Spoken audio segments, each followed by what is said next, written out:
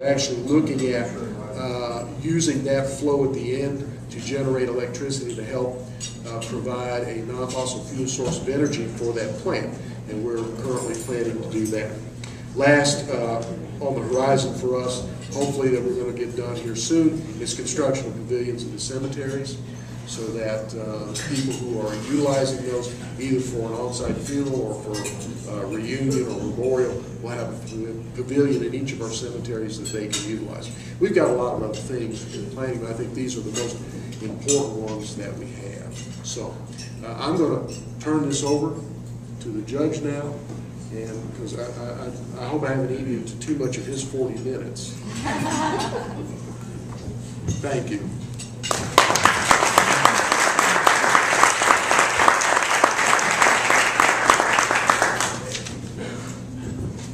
I thought you'd never finish, Paul. Jeez whiz. Well, I woke up this morning at 4 o'clock thinking about what I was going to say, and it suddenly hit me, these people are going to pay to come to this lunch. That makes me a professional speaker. I've never done that before. And I got to thinking, man, this is pretty neat. So I woke my wife up to tell her. Charlie, you're a newlywed, son. It's hard to impress your wife at 4 in the morning. Don't even try, just wait 7, serve the orange juice and the coffee, and then tell her. She'll be excited then. Okay, Paul touched... I went through this speech earlier, and it was 40 minutes long, so I'm going to have to cut some things. But Paul, I want to touch on a couple of things you said. Our Monday morning meetings, I think, have been very beneficial to the city and county, and I don't think people have any sort of an idea about how much we work together and how intertwined are our governments. As Danville sits in the middle of Boyle County, we're happy to encompass your borders totally.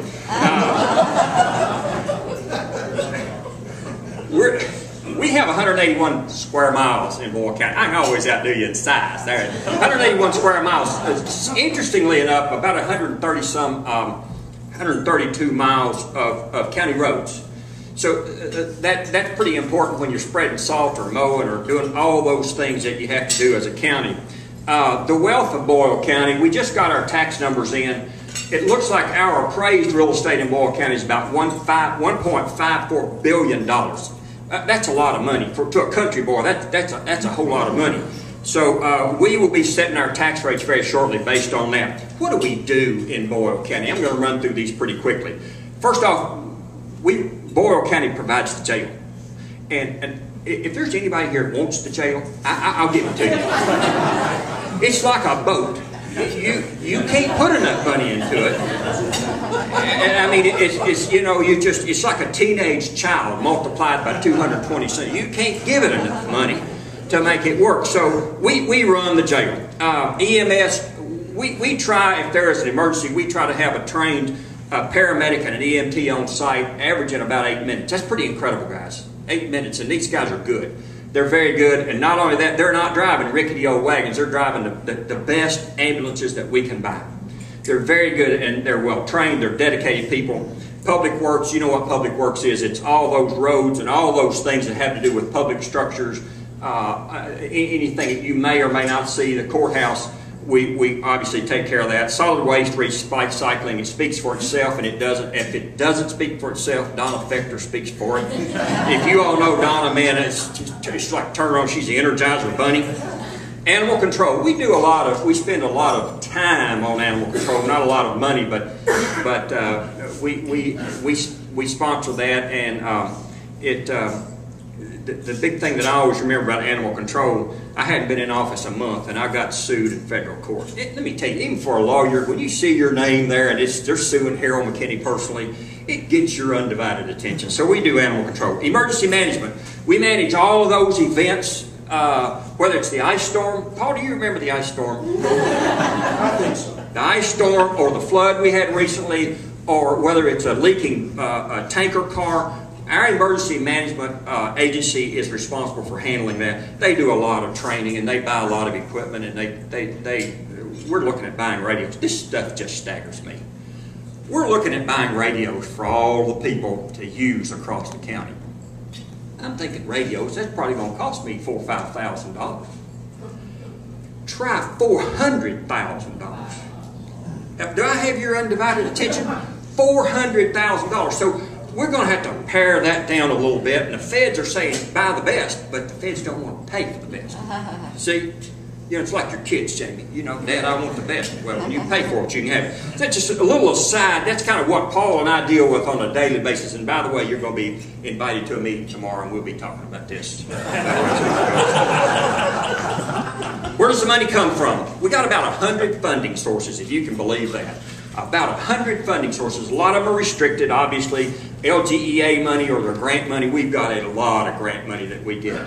And we bring it in, and it's specific to a cause, it's specific to an area, and we have to account for that, and we've got the best accounting for it. If Mary Lynn Conley tells you it's financially right, let me tell you guys, it's right. You can take it to the bank because it is exactly right.